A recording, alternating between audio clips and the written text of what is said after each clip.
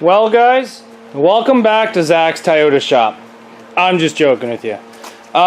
We have ourselves an old body Toyota. So this is, I believe, a 94.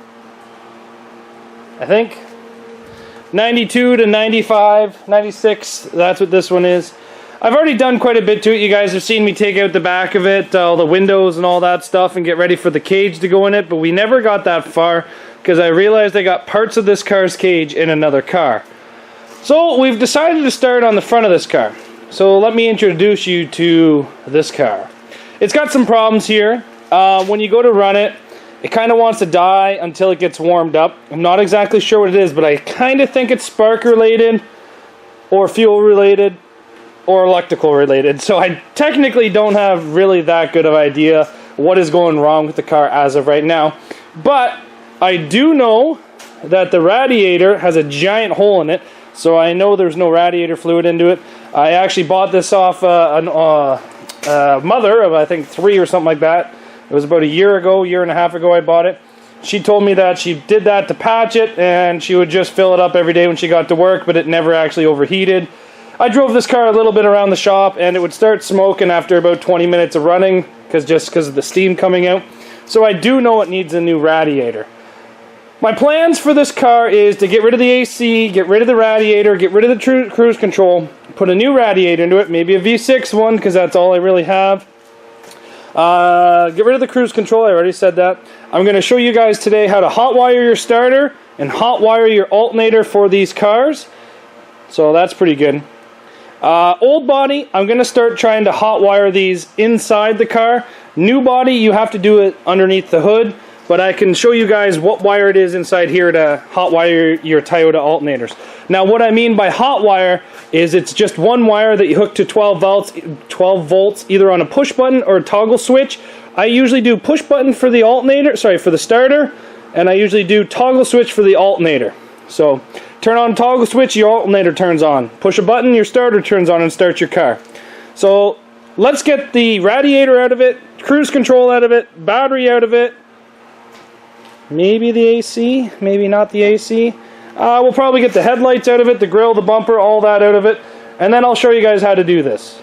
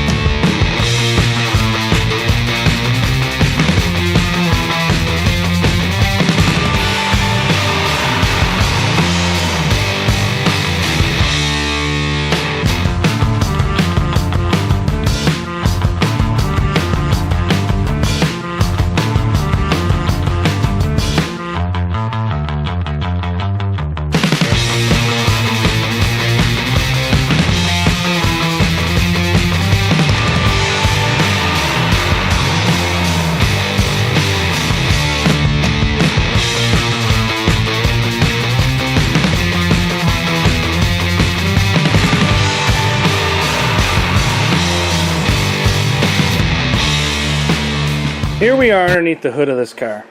And how to hotwire the alternator on a Toyota Camry is super simple. See these 3 wires? Now, I've done a lot of Toyota Camrys. I've done a lot of Toyota products. If you take a look, you have a red and blue, but most of the time it's just a solid red.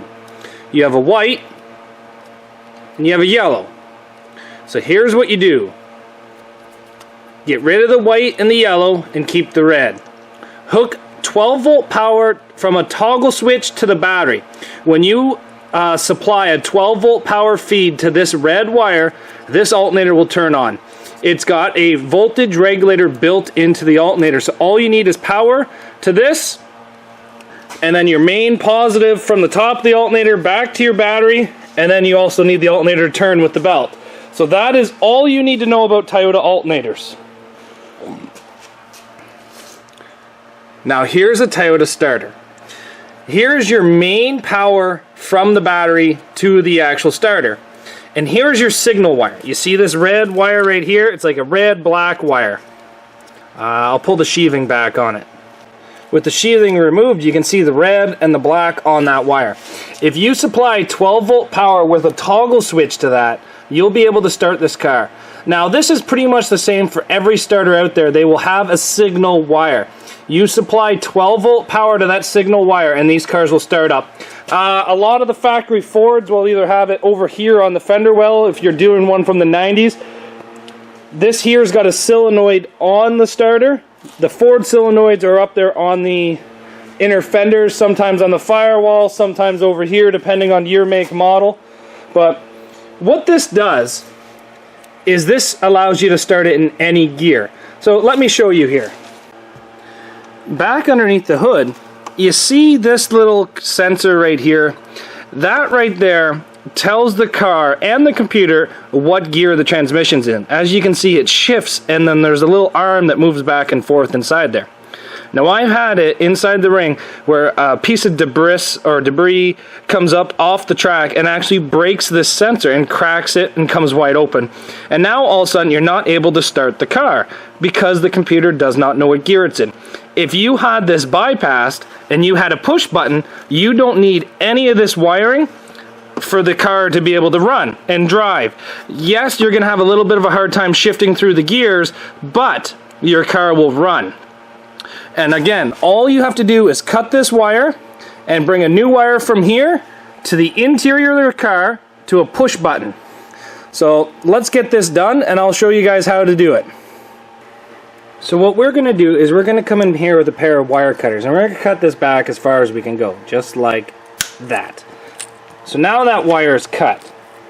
Now what we're going to do is we're going to remove this from the side of the transmission. It's kind of hard to do with one hand, but we're going to push in, and pull out. Nope. Push in, pull out. Just like that. See how it just pops out? Now you're just left with the actual plug-in. We're going to bare the wires at the end of it, and then we're just going to attach it just simply to another piece of wire, just quickly. So we have it connected. Now please, nobody give me problems with Morettes. I love Morettes, I really do. I've been getting more into actually soldering my connections, but for just a quick demonstration purpose like this, we're going to use a Morette. So you take it, you just plug it right back into the front of the transmission, sorry, the starter. Now on the newer Camrys, some of this stuff's in behind, but now take a look at this. We just have this bare wire. We're going to touch it off the negative, nothing happens. Going to touch it off the positive. Look at that, just starts right up. Let's do that again. Let's go turn the car off and push that button again. Well, touch that wire again.